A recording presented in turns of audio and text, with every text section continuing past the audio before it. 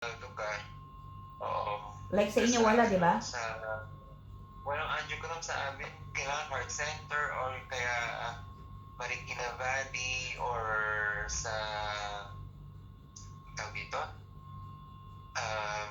Medical City, yung mga ganun. Yung may mga cath lab para isahan na Pero yung cancer nga. Hindi kasi nga malaman pa kung ano. Basta dinidescribe lang niya yung pain. Gaano ka, parang sakit na... From 9 over, out of 9/10 daw 9 sakit. over 10 daw yung pain. Pag gano'n, di ba medyo malala na yun, hindi na yung makaano. Ano yun? Parang kirot? Mabigat sa dibdib, kirot, sharp. Hindi Oo. naman sinabi. Tanong mo nga kung anong klaseng pain. Sige. Tanong niya kung anong klaseng pain. Tapos, sa puso ba o sa dibdib? Hirap pa siya huminga? Magkaiba yun.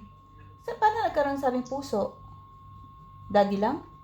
Hindi ko alam. Kasi pero kasi... Sabi ni ChatGPT. Sabi ChatGPT kasi ng ChatGPT. So, pag sinabi mong chest pain, syempre, i-relay niya kagad sa dugo. Ay, sa dugo, sa puso. So, hindi pa nga alam kasi nga wala pang test at all.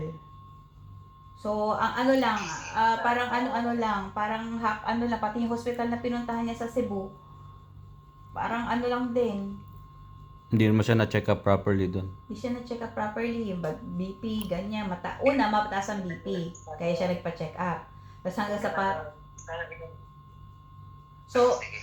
So different, magkaiba ang chest pag saka heart. Hindi, konektado sila. Konektado, pero anong klase, parang ganon. Pero mostly yan heart pag ganyan. Kaya kailangan ini-ECG, chest x-ray. Wala yatang ginawang ganon sa kanya eh. Walang ginagawa. Kaya gusto niya magpaabula, gusto pa nga niya pagdating dito dyan sa Manila, magpa-ambulansya. Kasi nga hindi nga daw siya. Paano siya? Oo, kasi kailangan ano nila yan, i-consider nila as heart problem yan. Hindi yan basta-basta. Tapos masakit ang likod. Ano? Nangangalay ang likod?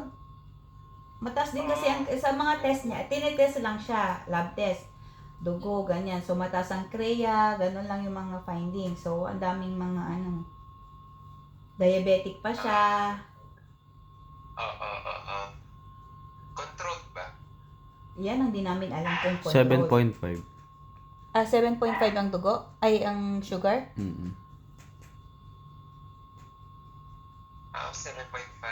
hindi pa naman gano'ng kataas. Ang CREA? HB1C or HB1. HB1C, ABCD1. HB1IC1. Oo, yan. 7 point something ang mataas. Pero hindi ganun kataas na ano lang, makakontrol naman. Naggagamot naman siya, di ba?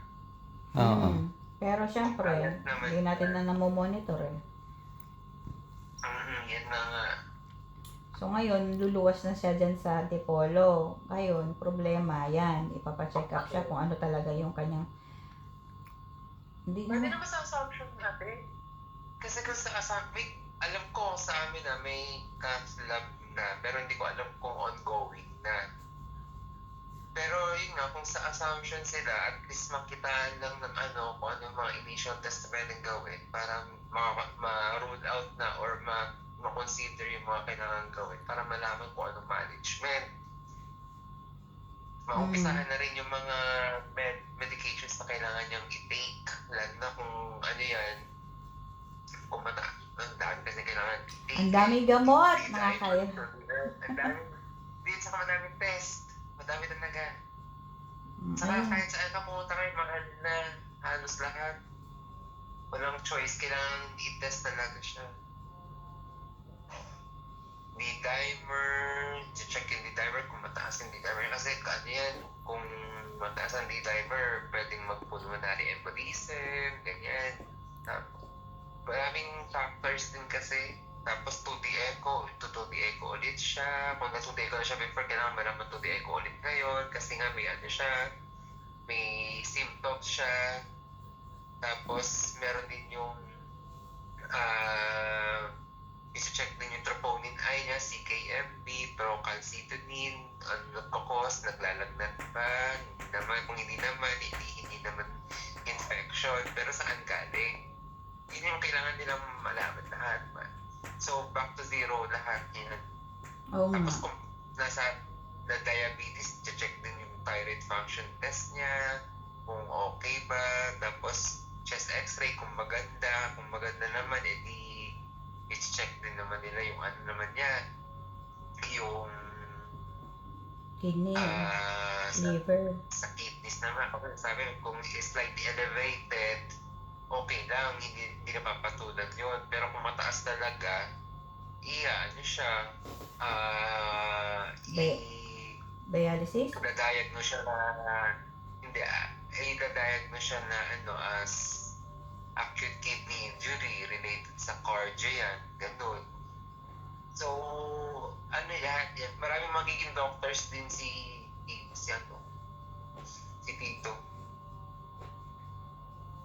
So, may doctor sa kidney, doctor sa heart, doctor sa ano. Depende sa magiging sa main attending niya. Pero dapat ang main attending niya cardio. Kasi puso yung affected eh. The rest na lang co-management na lang. Kaya makita yung test talaga. ECG yung number 1 dapat ginawa kagad nung Wala nagkakaroon nga siya ng walang chest. ECG, Wala. no? Public hospital daw. Kaya nakaupo nga lang siya sa wheelchair. Tranquilizer lang ang binibigay. Golden rule kagad yun na ECG kagad. Wala. Pag nakita naman na negative at malinis naman, next step, chest x-ray, mga ganun, CBC, urinalysis, tapos electrolytes, baka mababa yung potassium niya or pataas ang potassium. Pwede. Sa potassium din kasi pag puso kaya Dami palang check nga. ay oo, Kuya Bar. Kasi kailangan malaman nila kung saan nanggagaling yung chest pain. Tapos yung 2D echo para malaman yung ejection fraction kung malakas ba yung puso niya o mahina, ganyan. Tapos i-admit siya kung for monitoring. Ngayon, kung nag-positive yung troponin I is yung cardiac enzyme siya sa puso. Once na tumaas yun, positive siya for ICU admission yun, monitoring kagad yun. Kasi pag mataas ang troponin I, possible na magkaroon ng heart attack. Pag naman, CKMB, yung cardiac muscle naman niya, yun, doon lahat malalaman yung management after that. Depende pa yun sa doktor kung OA yung doktor mo. Kung OA yung doktor, daming mga test na papagawa pa. Tapos pag malaki pa nasa abroad ang mga anak. Oo. Kaya huwag niyo sasabihin na sa abroad. Dapat sabihin niya tricycle driver lang mga anak niya.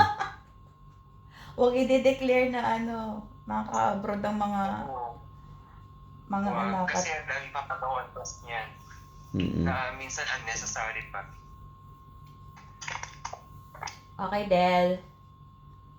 Tulog ka na. Nastorbo kaya ta, Del. Galing kasi ako night class, mag-night pa ako mamaya. Balitaan niyo lang ako kung anong mga test na ginawa, tapos kung okay ba, tapos kung ililipat pa siya, wala problema doon. Sige. Kaso mahal din sa amin kasi talaga, wala namang problema kung lumipat siya doon. Kasi may mga magaganda naman doctors doon na pwede kong i-recommend. Sige. Pero hindi ko ma-assure yung babayaran. Siyempre, alam naman namin yun. Wala pa akong ganung power doon. Sige lang. Thanks, Del. Magagandang pool mo. Yan, sige. Marami akong i-recommend doon. Mm.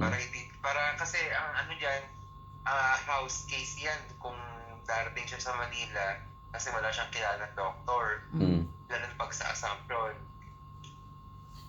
Pagdating doon, kung sino yung on deck na doctor, hindi sila makakapili kasi hindi naman nila kilala yung mga doctors.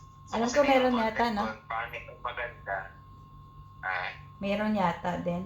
Kakalala. But not sure. kung Oo. meron, hindi ko, at least maganda, kilala nila. Kung wala sila, mahirap yun. Mm. Back to zero sila, hindi nila kilala yung doctor, tapos hindi mo alam kung magaling o hindi, or kilala pa siya o hindi, ganyan. Tapos i-refer siya kung sino yung next na on deck, hindi rin makakabilin doctor na yung kung sino yung gusto nila. Na, kunyari, i-refer kayo ganito, hindi pwede, kailangan kung sino on deck. Parang meron naman yata. Tingnan natin, hindi ko sure. Ano nyo lang, update na lang ako, ha? Sige, Sige, Del. sige, Del. Salamat, Del. Tulog ka na uli. Ha? Actually, this week lang? Kailan pa? Itong week. Visit lang na to. Last week. Napabalik-balik siya ng, may naramdaman siya. So, diretso na siya ng hospital, nagpa-check, ganyan. Parang public hospital yon. So, kung ano-ano lang, walang ECG at all. So, mga test lang, ganyan, tranquilizer, patawag doon. Yun lang yung mga pain reliever lang, tapos uuwi. Tapos pagdating sa bahay, mararamdaman na naman niya. Kaya nung pinadescribe sa kanya kung level ng pain, sabi niya 9/10, tapos hindi siya nawawala, permanent, sabi niya. Ibig sabihin, walang time na parang huhupa, tuloy-tuloy. So, nagpaano ng magkakapatid. So, yun. So, para natatakot na rin si daddy, kaya paluluwasin na lang ng Antipolo. Kasi walang titingin man sa kanya, wala man siyang kasama doon. Kaya, pinaluwas na sa Kaya ba niya? Kakayanin kaya niya Travel? Yun nga eh. Hinahanapan siya ng parang fit to travel. Fit to travel. Oo. Hindi pwedeng hindi mag-travel ng ganyan yan. Si daddy, makakatakot yun. Kasi anytime pwedeng bumalik kasi yung pain eh. Wala naman doktor sa airplane. Depende pa yun. Kung magkataon na may Mag-park. doktor sa airplane. Di ba may sumisigaw naman sa mga airplane? Is there any doctor here? Ganon? Kung wala, At least may nagtanong. tapos pag meron, saan siya pupunta? I-park muna nung piloto. Hindi. First aid. Kaya ang hirap nun, kahit sabihin mo 2 hours lang yun, ang chest pain, hindi dapat inaano yan, binabaliwala. Nagluluto ka ba? Dito po sa aming chest pain. Oo. Ay, shucks. Patay na lahat. Sorry. Lahat doon sa sa may kalan. Sunog pa.